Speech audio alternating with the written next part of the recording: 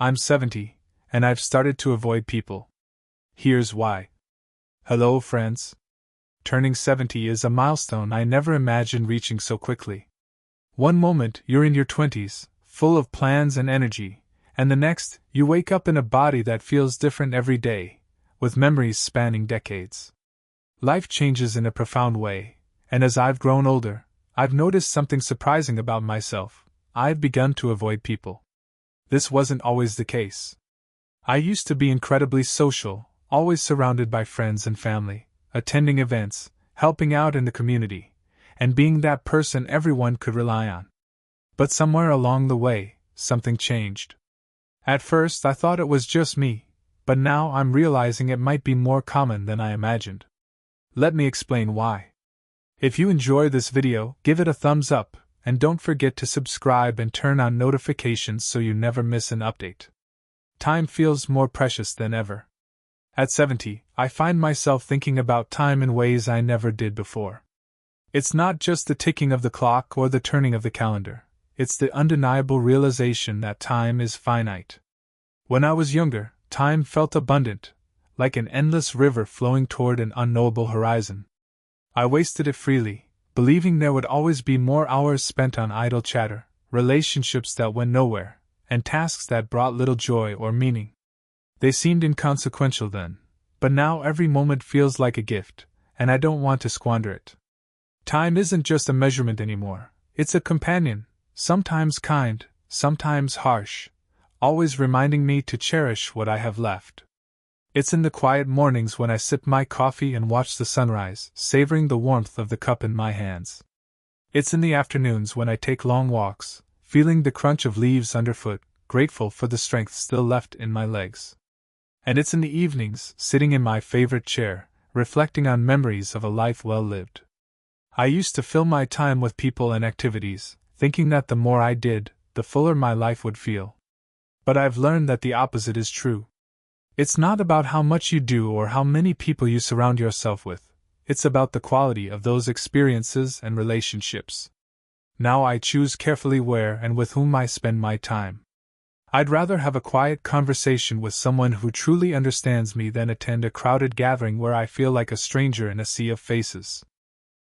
The truth is, I've become fiercely protective of my time because I've realized how irreplaceable it is. When you're young, you think there's always tomorrow to fix a mistake, rekindle a friendship, or chase a dream. But as you age, you understand that there are fewer tomorrows than you'd like to admit. This doesn't make me sad, it makes me intentional.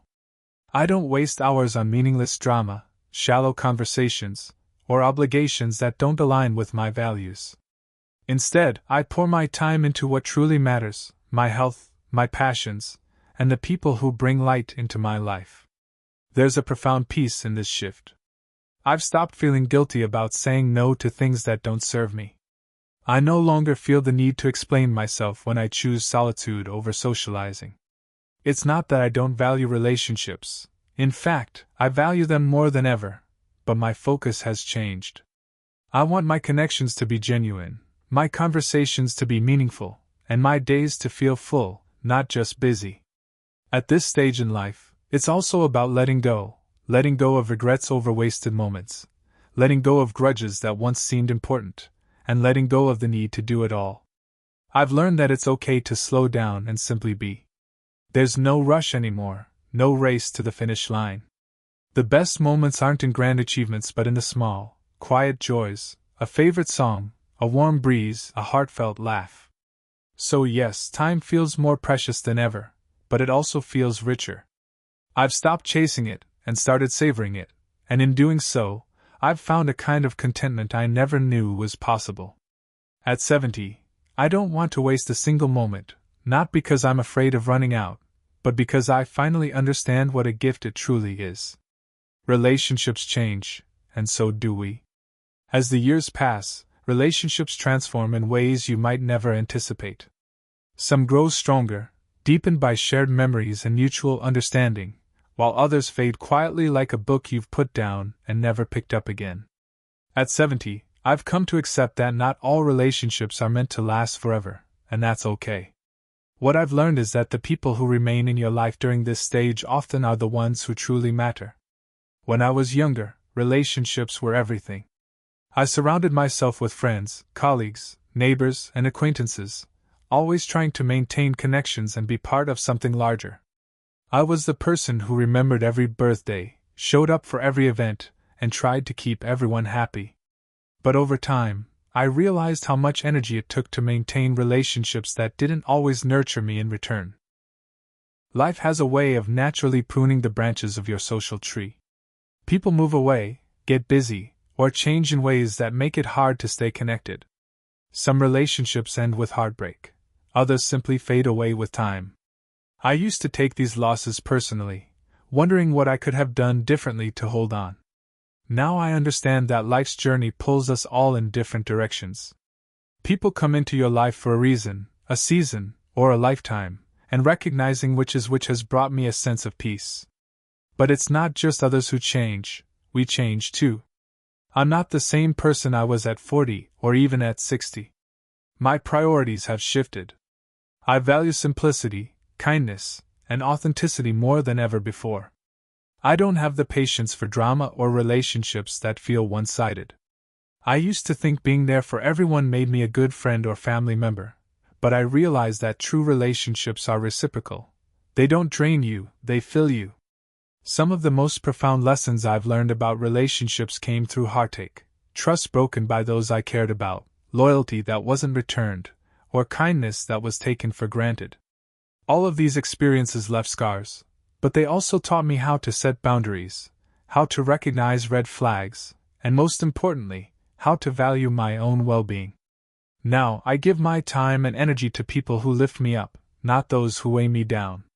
Yet, even with these lessons, I sometimes feel a pang of nostalgia for the relationships that have faded, like a friend who was once like a sibling but whom I haven't spoken to in years, or a family member whose life has taken a different path.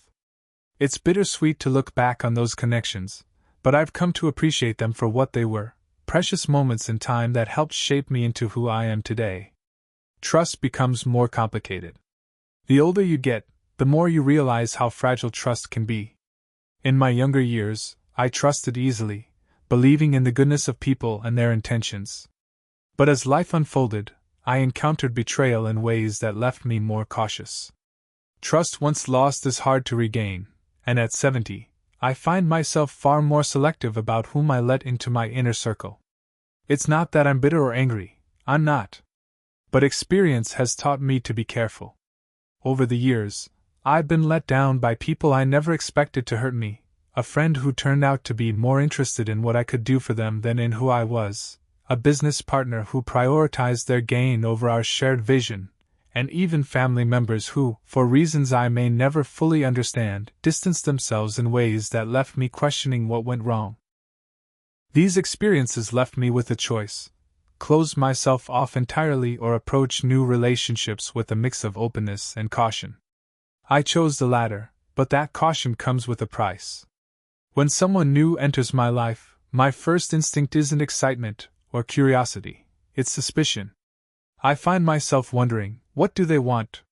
What's their motive? It's not a mindset I enjoy, but it's one born out of necessity. However, I've also learned that trust isn't just about others, it's about trusting yourself, trusting your instincts when something doesn't feel right, trusting your ability to walk away from toxic people no matter how long they've been in your life, and trusting that it's okay to protect your heart, even if it means keeping your distance. Still, trust is a complicated thing. I've met people in recent years who have restored my faith in humanity, even if just a little. A kind stranger who helped me when I dropped something at the store, a neighbor who checks in during bad weather. These moments remind me that, while trust may be harder to give now, it's not impossible. At this stage in life, I've come to terms with the fact that trust will always be a delicate balance. It's not about building walls so high that no one can climb them. It's about creating gates strong enough to keep out harm, but open enough to let in love, kindness, and connection when it feels right. Ultimately, relationships and trust have become simpler in their complexity. I cherish the few people I trust wholeheartedly, and keep my boundaries firm with those who haven't earned it. And while I may never trust as easily as I once did, I've come to value the relationships I have even more deeply. At 70, that feels like a gift worth treasuring. The world feels different now. At 70, the world feels like a completely different place from the one I grew up in. It's not just the pace of life that has changed, it's the very fabric of how we interact with each other. Sometimes I look around and wonder where the warmth and simplicity of human connection have gone. I grew up in a time when neighbors were like extended family. We knew each other by name, stopped by unannounced to share a cup of coffee, and offered help before anyone had to ask. Families gathered regularly, not out of obligation, but out of genuine love and joy. There was an ease in those relationships, a sense of belonging that didn't require constant effort to maintain. But now it seems like everyone is so busy chasing something, success, recognition, or just keeping up with the demands of modern life. People don't visit each other the way they used to. Conversations have become rushed, as though we're all racing against an invisible clock. Even within families, connections sometimes feel thinner, stretched by distance, both physical and emotional. Technology, for all its conveniences, has played a part in this shift. Don't get me wrong, I'm grateful for the ability to video call my grandchildren or stay in touch with old friends through social media. But at the same time, I can't help but feel that these screens have created barriers between us. There's something irreplaceable about sitting across from someone, hearing the nuances in their voice, and feeling the warmth of their presence. The constant hum of notifications, news updates, and endless scrolling can feel overwhelming. It's as though the world has become noisier yet lonelier at the same time. There are moments when I just want to step away from it all, turn off the phone, and retreat into the quiet of my own thoughts. And then there's the matter of values.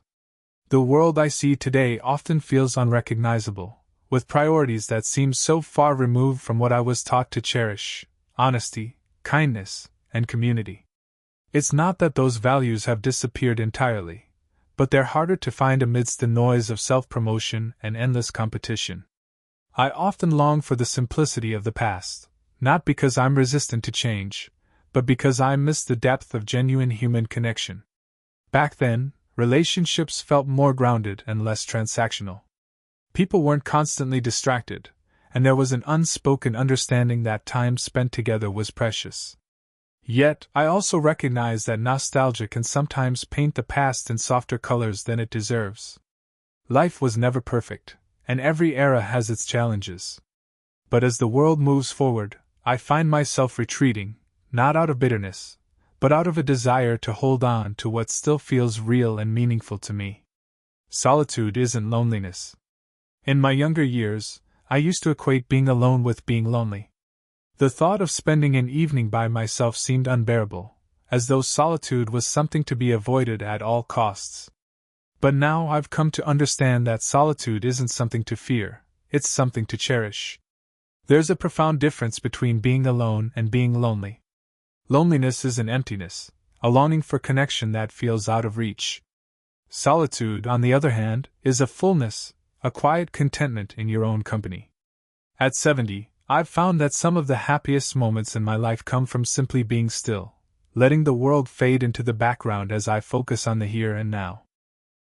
In solitude, I've rediscovered the joy of simple pleasures, sitting by the window with a cup of tea, watching the birds flutter around the feeder, feeling the warmth of the sun on my face during a morning walk, and hearing the crackle of a fire on a cold evening. These moments, though small, fill me with a sense of peace that no crowded room or bustling event ever could. Solitude has also given me the space to reflect. At this stage of life, memories become both a comfort and a teacher. I find myself revisiting moments from the past, not out of regret, but out of gratitude for the experiences that have shaped me. In the quiet of my own thoughts, I've been able to make peace with the things I once struggled to understand. This doesn't mean I've completely cut myself off from the world. I still enjoy seeing my grandchildren's faces light up when they visit, catching up with old friends, or engaging in causes that matter to me. But those connections feel more meaningful now because they are a choice, not an obligation. I no longer feel the need to say yes to every invitation or maintain relationships that drain me. solitude has also helped me appreciate the relationships that remain. When I do spend time with others, I'm fully present, savoring the moments we share. There's no rush, no distraction, just the joy of being together, however briefly. I think solitude teaches you to love yourself in a way that no amount of external validation ever could. It shows you that your worth isn't tied to how many people surround you or how busy your social calendar is. It's in the quiet moments when you realize you're enough just as you are. At 70, I've learned that solitude isn't a sign of loneliness, it's a sign of strength. It's a choice to step away from the noise, to protect your peace, and to focus on what truly matters. In that choice, I've found a happiness that's deeper and more enduring than I ever imagined. Why I avoid people now. At this stage of my life, avoiding people isn't about bitterness or resentment, it's about peace. After 7 decades of giving, learning, and sometimes hurting, I've come to understand that not every relationship is meant to last, and not every connection is worth the energy it takes to maintain. It's a lesson that's both freeing and bittersweet, one I've embraced, not out of sadness, but out of necessity. For most of my life, I was the kind of person who put others first. I gave my time, my energy, and my heart freely, often without expecting much in return. I wanted to be liked, to be helpful, to be someone others could depend on. And for a long time, that felt right. I thrived on being needed, on showing up for others, on being the steady hand people could rely on. But life has a way of teaching you where your boundaries should be, even if it takes decades to learn the lesson. I've been let down by people I trusted, hurt by those I loved, and drained by relationships that took far more than they gave. There were times I ignored the red flags because I wanted so badly to see the good in someone. There were times I stayed in situations that chipped away at my happiness because I thought that's what loyalty meant. Now, at 70, I see things more clearly. Avoiding people doesn't mean I've given up on humanity. It means I've learned to protect my own well-being. I no longer feel obligated to keep toxic relationships alive or to engage in situations that leave me feeling empty. I've traded the noise of social obligations for the quiet of meaningful solitude, and I've never felt more at peace.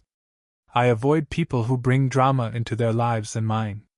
I avoid those who make everything about them, who never ask how I'm doing or seem to care about the answer.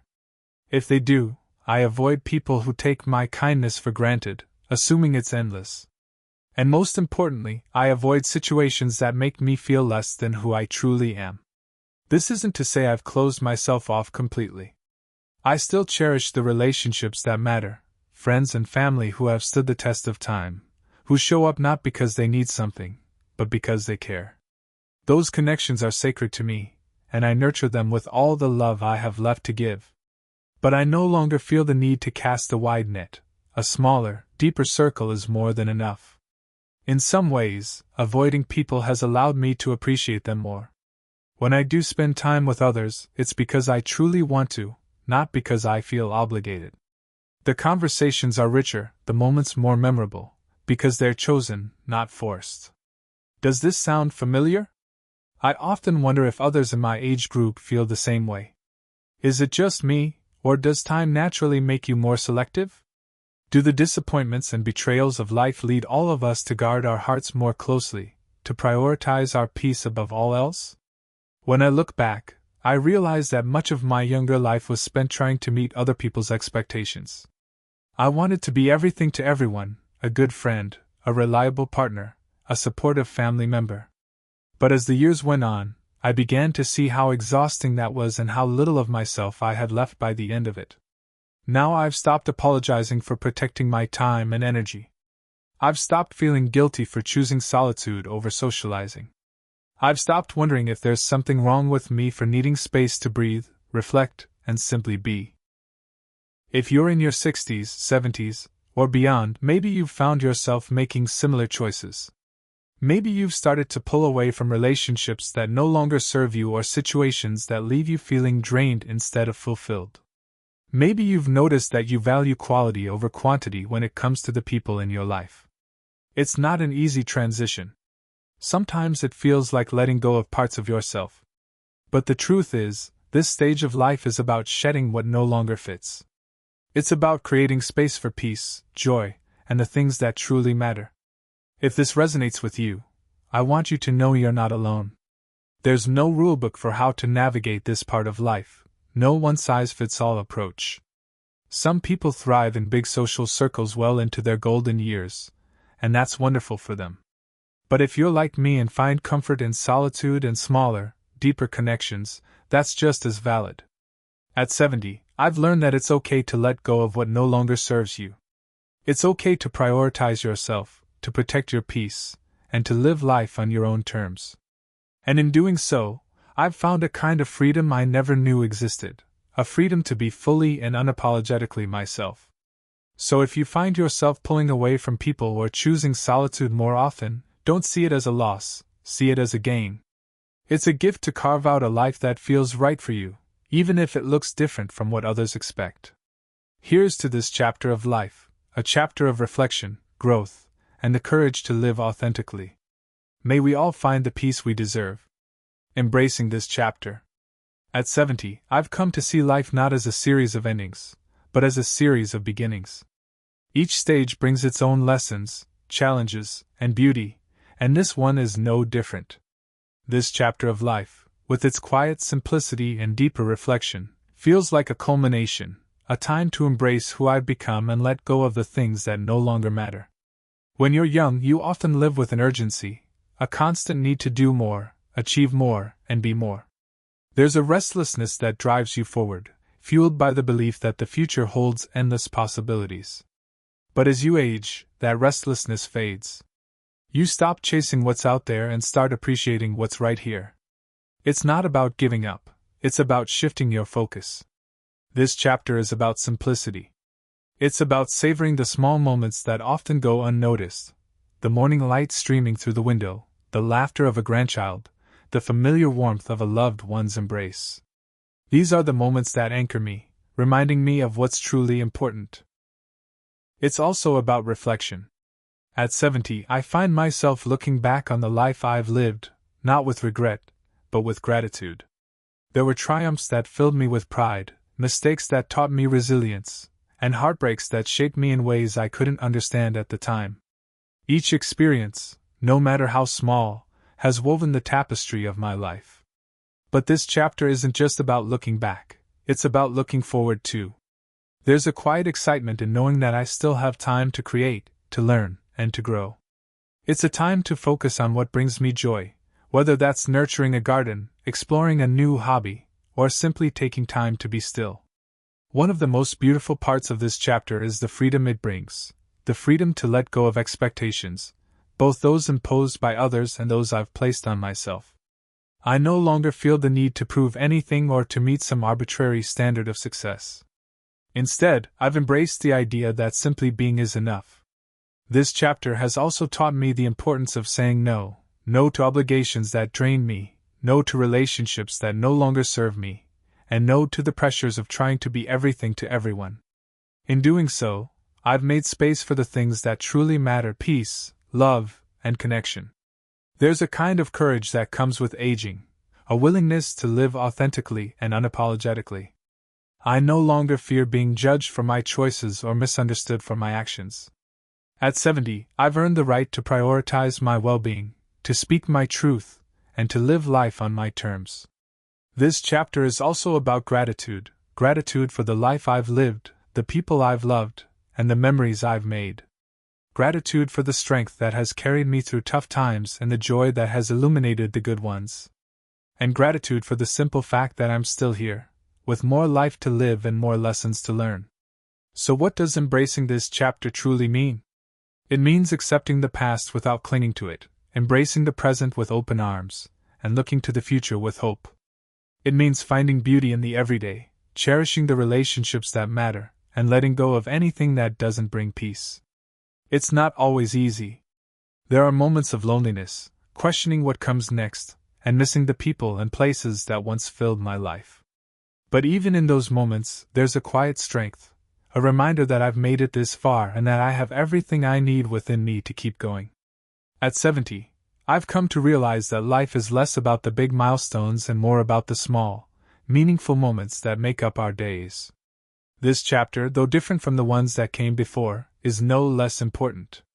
In many ways, it feels like the most authentic, honest, and peaceful part of my journey. Embracing this chapter is not about accepting limitations, it's about celebrating possibilities. It's about honoring the life I've lived while remaining open to whatever comes next. And most of all, it's about living fully, deeply, and unapologetically, one day at a time. Closing thoughts. At 70, life has taught me that it's not about how much you do or have, but about the quality of what you cherish, the moments, the connections, and the peace you carry within. I've found joy in simplicity, strength in solitude, and fulfillment in focusing on what truly matters. Avoiding people isn't about bitterness, it's about protecting the peace I've worked hard to find. If you're walking a similar path, know that it's okay to choose what feels right for you. This chapter is ours to embrace, in whatever way brings us the most contentment. Here's to living authentically and savoring every moment we're given. Take care, and thank you for being part of this journey. These lessons are meant to inspire you to live fully and authentically. Now I'd love to hear from you. Take a moment to reflect and share one thing you've learned and plan to apply in your own life. Let's support each other on this journey toward embracing these truths. If you enjoyed this video, please leave a comment with 1. If not, feel free to comment with 0. Your feedback means a lot to us. Don't forget to like, share, and subscribe to our YouTube channel for more content like this. Thank you for watching, and here's to living life on your own terms.